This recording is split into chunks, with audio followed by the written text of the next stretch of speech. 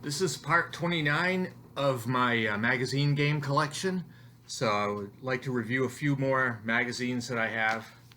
This one I actually only have the game to from S&T number 135. It's called Sideshow. And this is the campaign for German East Africa 1914 to 1918. So it truly was a sideshow in World War I. And this game was designed by Richard Berg, and it covers Tanzania mostly, I would say, and it's a decent game for its era. The topic is what makes it intriguing to me. So that's S&T 135 Sideshow. The next game that I have was in Special Ops number 1.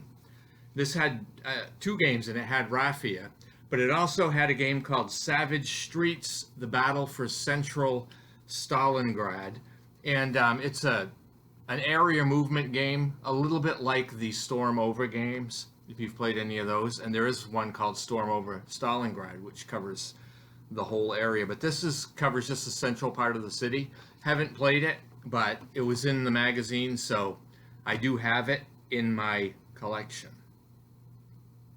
The next magazine I have here is World at War number 42. This is Shanghai 1937.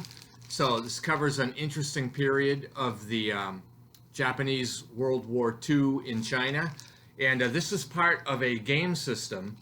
I don't remember if it's Joe Miranda or not. For some reason, I think it's Joe Miranda, but it's called Pacific Battles. So there's one on Malaya, there's one on Namenhan, and there's another one. It might be Guadalcanal. I can't remember. It's a unique system. It uses some chit pull to affect some of the tactics.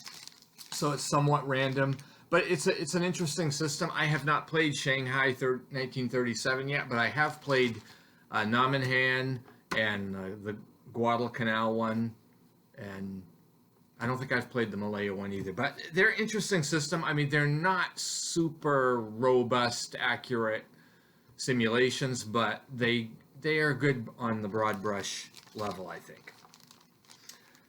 This next game was in C3I magazine number 20, and it had Jim Dunnigan's game Drive on Metz. Now, that is a game that he designed to use to explain how to play the games and also how to design them.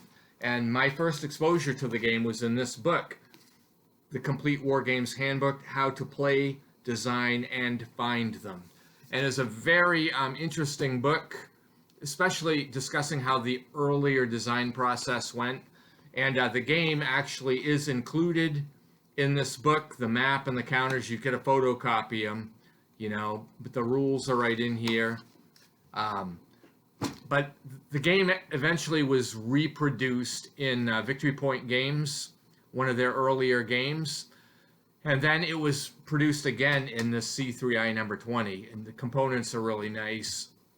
The map is a lot nicer. So I've definitely played the game. It's simple. It's very basic, but it's a wonderful, quick playing game. And I definitely enjoyed it. It's in C3I number 20, Drive on Metz.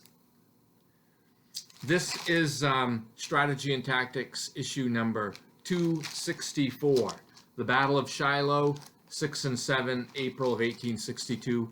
I've played the game. I wrote an article on it, and you can definitely, you can play both days, although sometimes the game goes such that there is no second day. So it was designed by Paul Koenig, and it's basically an adaptation of the Gettysburg 77 system. And so, when your units get spent, they flip over and they just can't attack anymore. They can still defend, but so over the course of the day, your units become not able to attack, and so you can watch the attacks wind down, and then they can rejuvenate overnight, and then you can, maybe redouble the next day. So that's kind of how that game goes. That's S&T number 264, Shiloh, Bloody April, 1862. So that concludes part 29 of my magazine game collection. And I thank you for watching and have a great day.